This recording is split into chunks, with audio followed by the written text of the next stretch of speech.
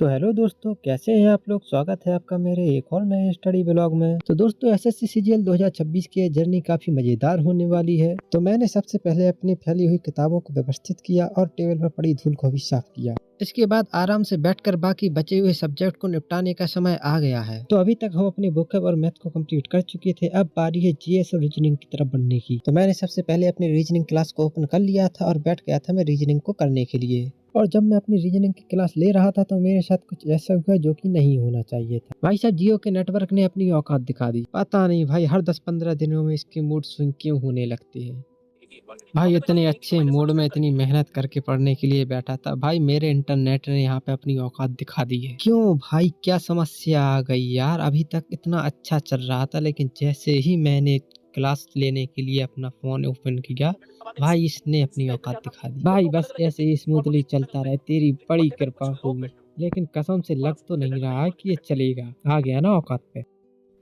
तो भाई जब इंटरनेट ने अपनी औकात दिखाई तो ना तो मेरी रीजनिंग की क्लास हो पाई और ना ही मेरे मैथ के लेक्चर पूरे हो पाए। लेकिन हाँ, रैंकिंग के 20 से 22 क्वेश्चन को सॉल्व करने मैंने अपनी प्रैक्टिस जरूर पूरी कर ली। इसके बाद हम बैठ गए थे अपने स्टैटिक जीके को खोलकर। तो आज के स्टैटिक जीके में हमने यूनेस्को के जितने भी विरासत स्थल हैं उनके बारे में पढ़ा। तो भारत में अब तक टोटल 44 वर्ल्ड हेरिटेज साइट है, जिसमें जो रिसेंटली जुड़ा है वो है मराठा सैन्य परिदृश्य, जो कि 44वां बना है। वही इंटेंजिबल कल्चरल साइट की बात करें तो वो अब 16 हो चुकी है, जिसमें जो रिसेंट जुड़ा है वो दीपावली, जो इसी साल 2025 में जुड़ा था। अगर वर्ल्ड हेरिटेज साइट की बात करें तो इनको 3 भागों में बांटा गया है: प्राकृतिक, सांस्कृतिक और मिश्रित। तो भारत में 36 सांस्कृतिक और 7 प्राकृतिक साइट्स हैं। वही एकमात्र मिश्रित साइट की बात करें तो वो है कंचनजंगा राष्ट्रीय उद्यान। तो सभी यूनेस्को साइट की थ्योरी को कंप्लीट करने के बाद हम बैठ गए अपने एमसीक्यू की प्रैक्टिस करने के लिए, जिसमें हमने थोड़ी देर एमसीक्यू की प्रैक्टिस करी। तो एमसीक्यू की प्रैक्टिस करते समय मुझे ज्ञात हुआ कि मुझे 90% जो यूनेस्को साइट्स थी वो याद हो चुकी थी।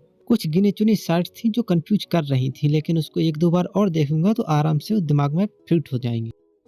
तो स्टैटिक पोर्शन को कंप्लीट करने के बाद मैं बैठ गया था अपनी जियोग्राफी पोर्शन को कंप्लीट करने के लिए। तो जियोग्राफी में मैंने पढ़ा भारत के सामान्य परिचय में, भारत के विस्तार में और भारत के जितने भी पड़ोसी देश हैं उनके बारे में, चाहे फिर भारत की जलीय सीमा हो चाहे भारत की थल सीमा हो, उन सब के बारे में। उसके साथ ही हमने अपने पड़ोसी देश और उसकी सीमाओं के बारे में जाना कि आखिर हमारा देश किस पड़ोसी देश से कितनी बड़ी सीमा साझा करता है। तो इसमें नंबर 1 पर बांग्लादेश आता है, जिससे हम लगभग 4096 किलोमीटर का बॉर्डर साझा करते हैं। और सबसे कम आता है अफगानिस्तान, जिससे हम सिर्फ 106 किलोमीटर का बॉर्डर साझा करते हैं। उसके बाद हमने भारत की जलीय सीमा के बारे में जाना। तो जलीय सीमा से हम केवल 2 देशों से अपना बॉर्डर शेयर करते हैं, पहला श्रीलंका और दूसरा मालदीव। और फिर अंत में अंतरराष्ट्रीय समुद्री संगठन यानी आईएमओ को कंप्लीट करने के बाद हमने आज का जियोग्राफी का सेशन को खत्म कर दिया।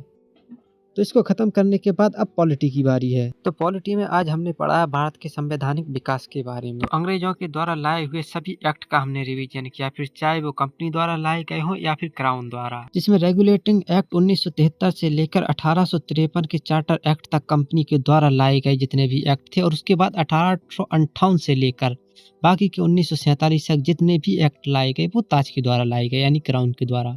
और साथ में देखिए भारत शासन अधिनियम 1935, जिसमें हमारे संविधान में सबसे ज्यादा आर्टिकल लिए गए हैं। और उसके साथ ही अगस्त प्रस्ताव और कृषि मिशन। वैसे ये हिस्ट्री का पार्ट है, लेकिन यहाँ पर पॉलिटी में भी इनका सिग्निफिकेंट रोल है।